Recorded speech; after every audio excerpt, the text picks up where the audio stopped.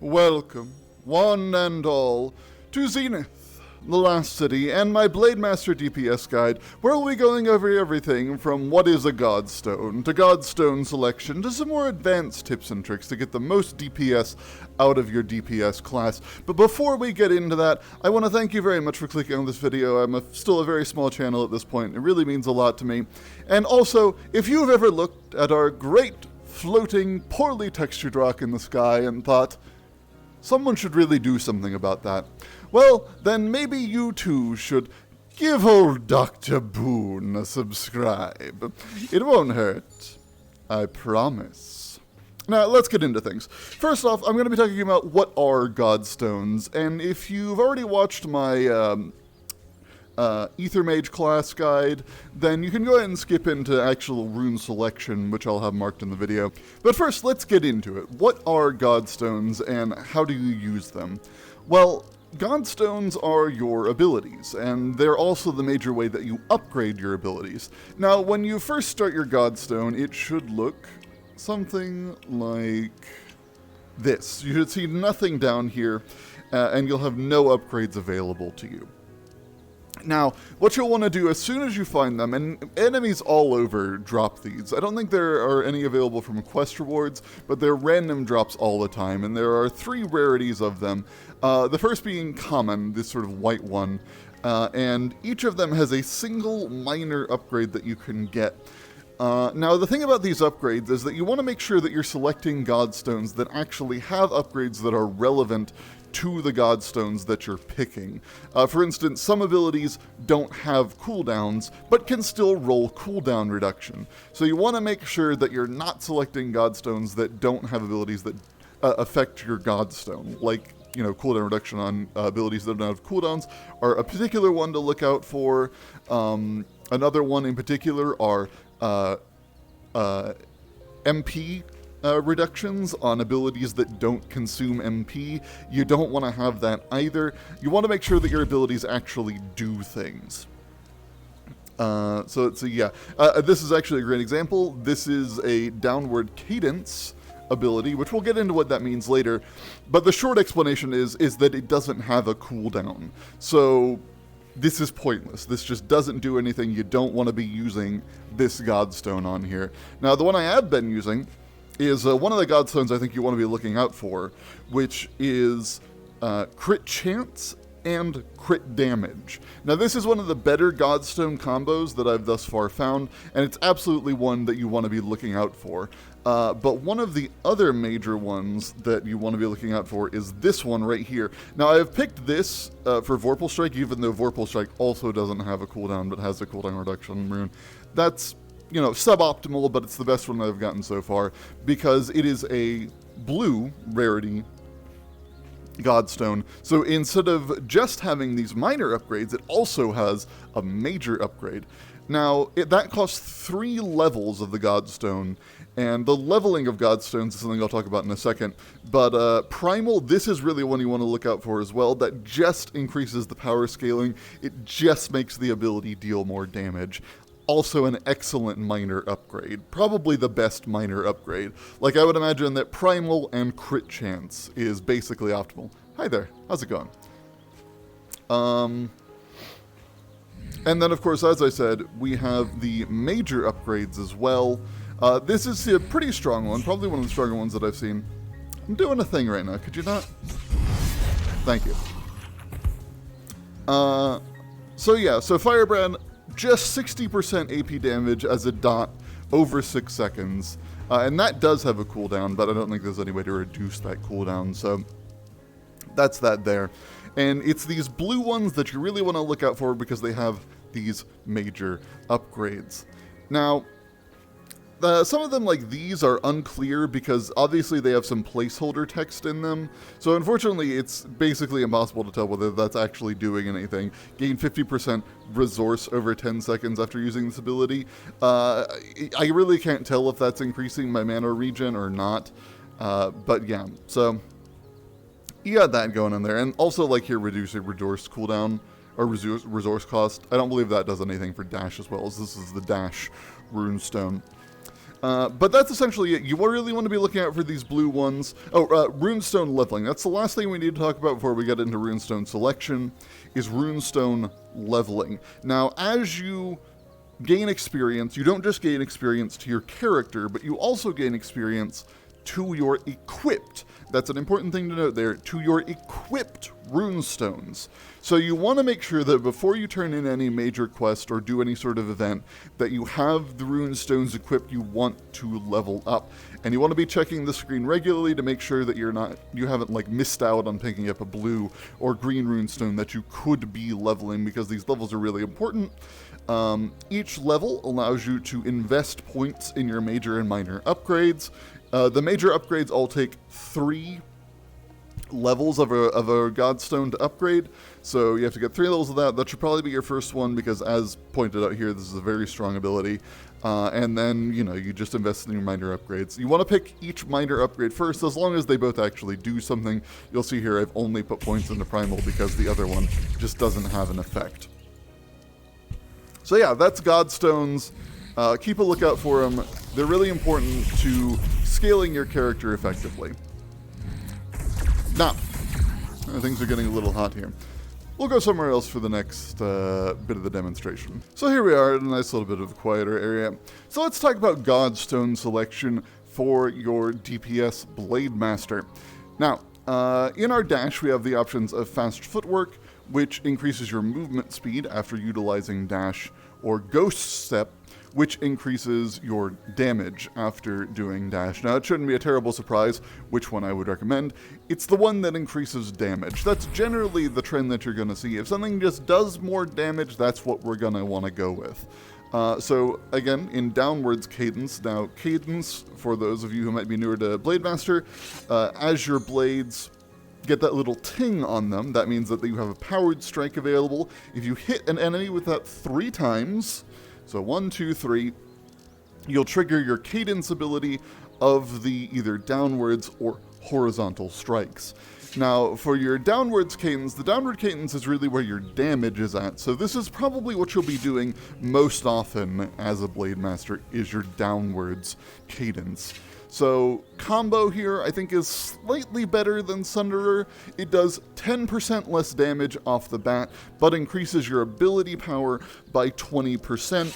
So that gives you a little bit more damage as long as you are able to hit that 3 times and then trigger one of your power strikes right after, like that.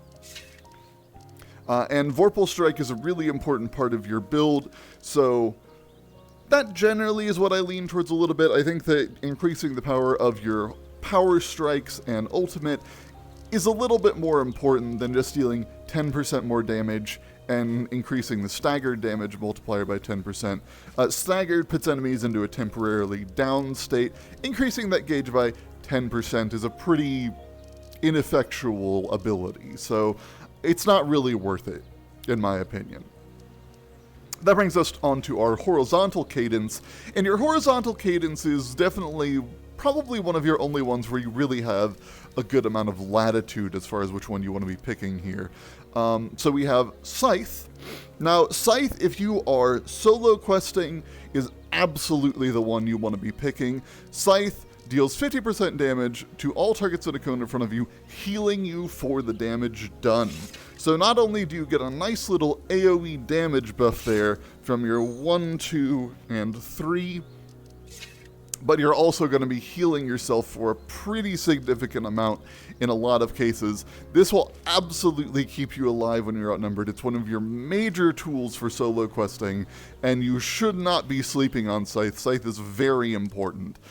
Cleave, however, does just increase that damage to 100% instead of 50%, so it just gives you a strong AoE when combo isn't necessary and you just need to be cleaving through mobs as fast as possible. Now, I would probably recommend this if you're in a party and you have a dedicated healer and you don't need that self-heal so badly. This is probably a bit more optimal for like an endgame scenario or a late game scenario when you're in a party and you're fighting more difficult enemies. It just does more damage to more enemies.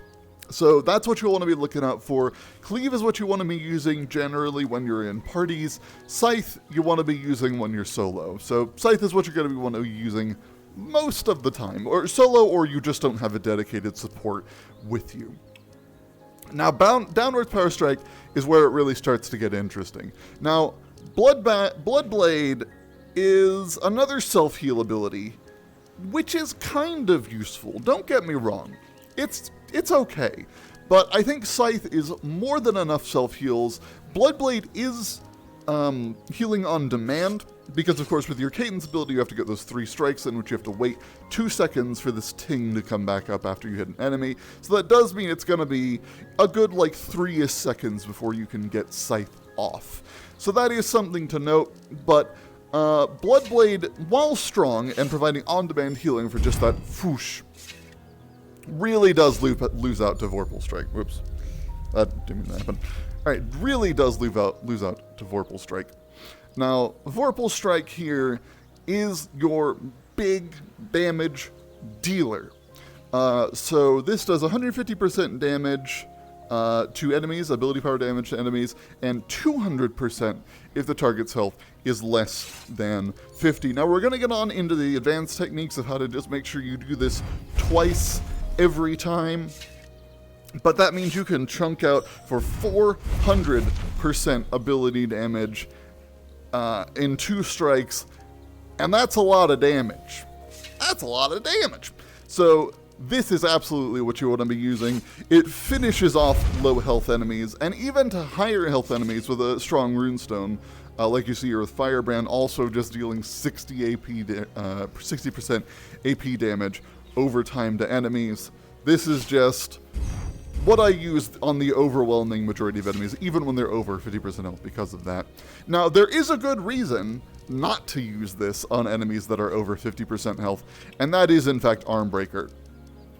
Now, we're going to get into the horizontal power strikes. So we can get this trigger.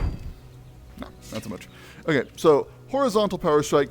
Now, I will point out, Vorpal Strike is also very cheap. Your resource cost is Rage. It's not called MP on this one, just to keep things complicated. So its resource cost is quite cheap.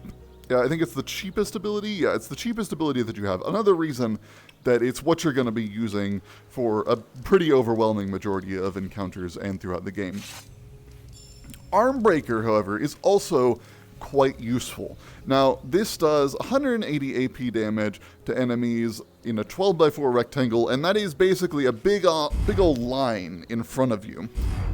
You can always get Vorpal Strike to trigger when I'm just doing nothing. But I never can get Armbreaker to work in the same way. So yeah, Armbreaker, very big area in front of you. Let's go down and use it on an enemy to show you how big of an area this is.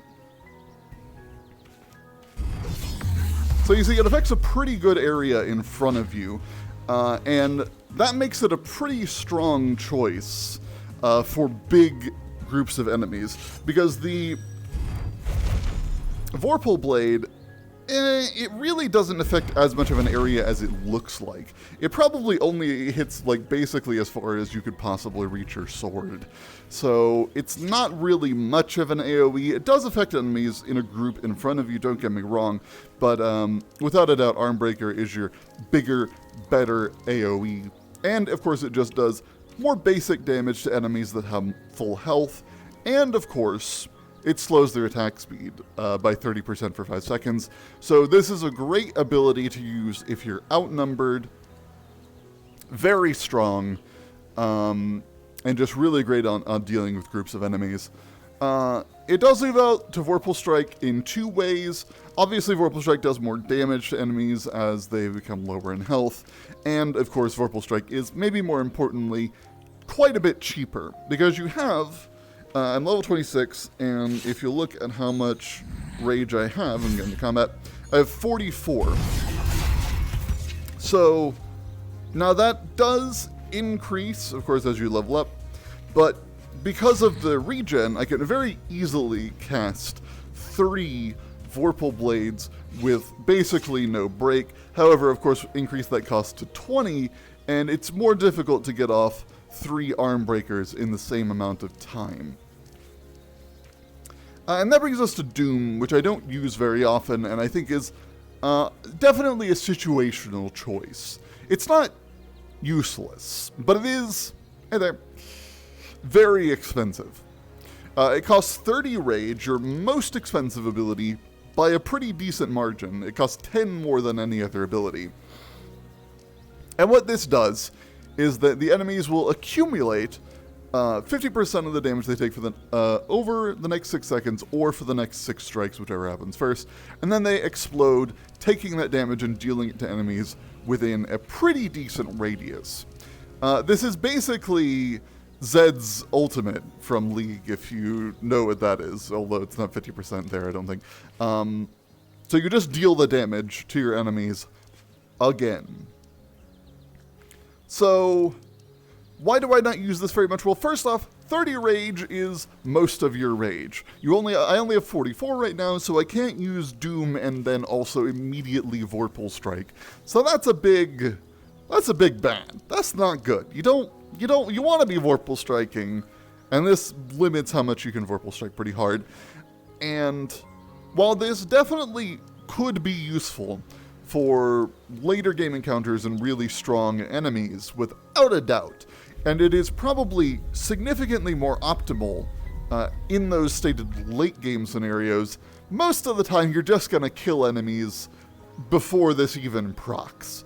To be entirely honest, Vorpal Strike does so much damage. If Vorpal Strike crits, if Vorpal Strike hits enemies below 50% health, they're gonna be dead before 6 seconds or 6 strikes are even done on them. So this is, just generally speaking, not that useful when you're solo questing. Could be very strong in a group, absolutely. Probably would recommend this for late game scenarios where Armbreaker really does just become outclassed by Vorpal Strike, and Doom can allow you to amplify not just your own, but your party's significant damage, or your ultimates, most notably, again. So, absolutely, you're able to chain ultimates onto an enemy, especially with other allies. You're taking Doom. You're solo questing, you're taking Armbreaker because it's just easy, it's just efficient, it's just a nice AoE. Now, obviously, we only have one choice for our ultimate. The only thing I really have to say about the ultimate is that there are some aspects of the minutiae of using, or more specifically, how not to use your ultimate, that we're going to get into when we're talking about actually using these things in combat. And then we have 2 abilities to choose from for weapon throw, and that is Dragon Slayer and Skirmisher's Edge. Now, Dragon Slayer is absolutely the one I'm going to recommend here. Dragon Slayer does 70% of your AP damage every second for 4 seconds within a very large area. I'm just going to throw that down and show you. It looks really cool as well, so that's a big upside. But yeah, just another big AoE that you can get to help you with big encounters. Yeah, just get out of here. Throwing stuff. Oh, that was actually a good example. Picked up Bloodblade there. Probably not a good Bloodblade since we're in the starting area, but I have actually picked up blue runestones from these enemies, so it seems any enemy can drop a blue runestone, so just something to keep in mind. Getting back on point. So we got Dragon Slayer here. It's just another big AoE. That's great. It can be a little finicky, I find, because sometimes you want to throw it close down to yourself. It worked that time, just to spite me, but sometimes it doesn't, and I think mostly what happens, and you'll want to watch out here for, is that when you're throwing your blade down, that you don't do what I did there. There's what I'm pointing out. You don't want to hit your holster and accidentally just holster the weapon when you mean to throw it onto the ground. So you want to throw it in front of you at least a little bit. Skirmisher's Edge, a lot less useful in my experience. So this allows you to throw your enemy and do a small damage AoE for only 160% of your AP. Now, of course, if you get every tick of Dragon Slayer off, that's 280% of your AP, 70% 4 times basically. So that's a lot more damage. Not only is it a lot more damage, the AoE from this, which I think this is charged, is much smaller, as you can see here.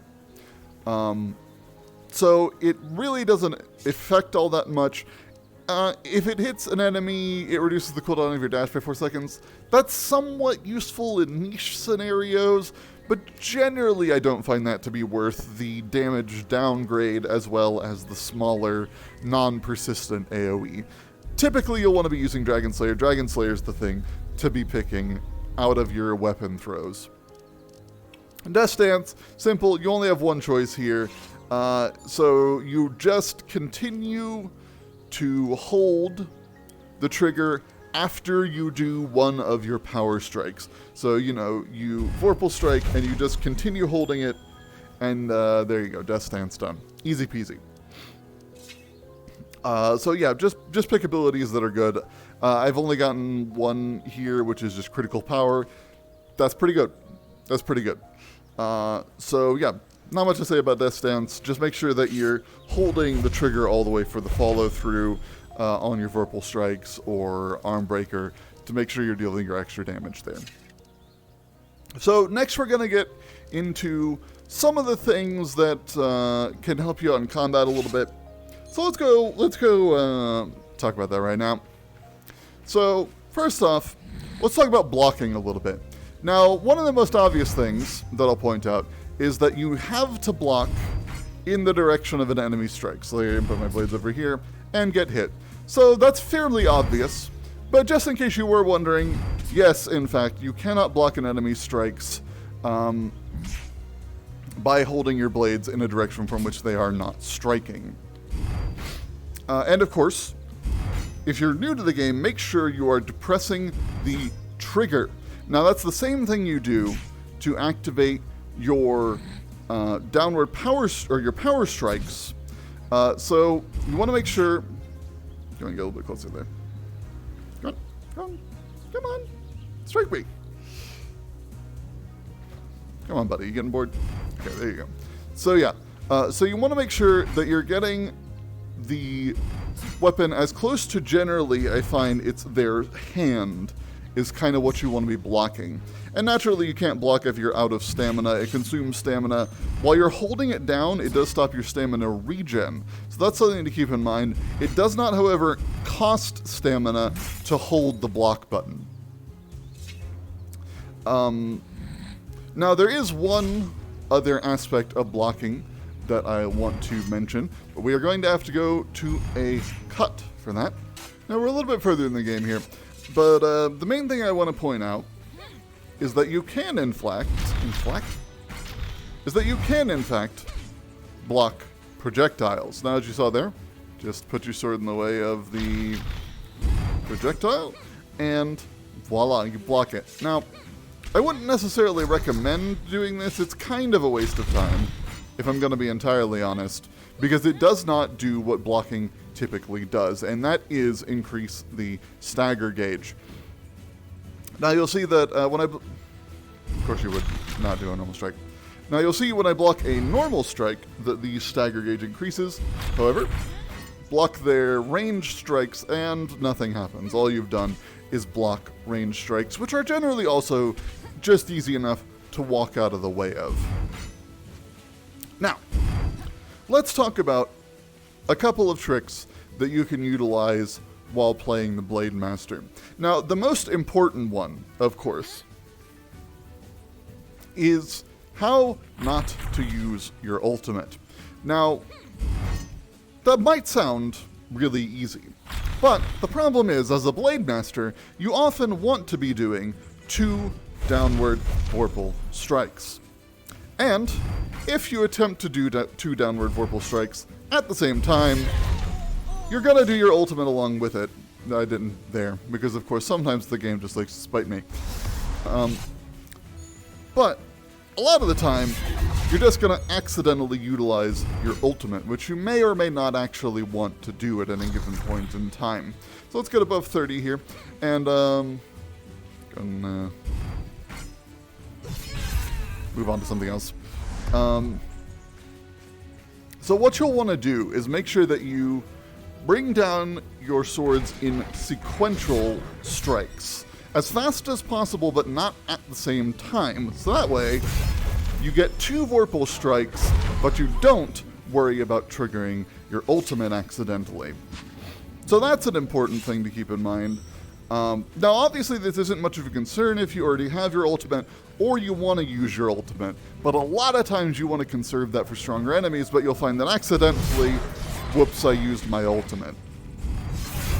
And if you're having some difficulty getting the power strikes to work, one of the things to keep in mind is that it does mean downward or horizontal. So you want to keep your hand, you want to put your hand out to extend the blade and bring it straight down as much as possible. Doing a sort of curved can sometimes get that a little bit off or trigger it less consistently, at least in my experience. Same way, now cadences are less picky. As you can see there, I can basically do it however I want, and as long as it's coming from the top. Come on. I get the thing. Now, obviously, I messed it up out there on the second one, so it can still be a little picky. But, generally speaking, that was 3. So here we go. You can just be like 1, 2, 3. There we go. Just do whatever. It works just fine. And always remember to pick up your loot. It goes dingly jangly, jingly jangly while it's sitting in the air for a reason. So yeah, that's pretty much. Oh yeah, there's one other thing I want to mention before I say that's it, and that is, remember, your dash increases your damage. It provides a helpful little indicator there to tell you that you should be using your dash to increase your damage. Getting a little bit of lag here.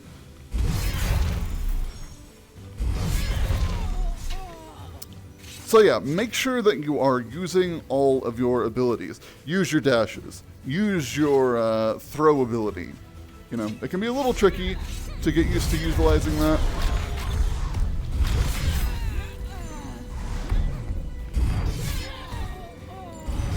Use your heals. You can see that's a pretty big heal you get off of that from the Scythe ability. So like I said, you want to be making sure that you're hitting that as consistently as possible. Now, I will mention that these doggos, when you're fighting these doggos, it can really have some problem with the hit registry in terms of horizontal or vertical. So you want to endeavor to be more precise on them than you normally would be.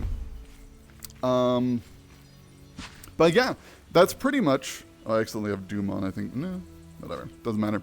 So yeah, that's pretty much all I've got to say about playing the Blademaster. Make sure that you remember, I think so, some of the biggest takeaways I can point out, remember Scythe. Scythe is really important. Remember your dash and stagger your downward strikes to not use your ultimate when you don't want to use your ultimate. And yeah, that's pretty much it. So I hope you're enjoying Zenith. I certainly am. I'm having a great time with it. If you want to have me talk about the tank and support versions of the Blademaster as well, you know, give me some engagement on this video. Let me know. Tell me that that's something that you'd be interested in with numbers, because that works for me. I will also try and get or I should already have around the time this goes up, a quick little guide on the Ether Mage DPS as well, as there are a couple tricks and things to keep in mind, and of course ability choices there to go along with it. So yeah, that's it. Back to Boon, back to the office for more mad science, and you have a great day.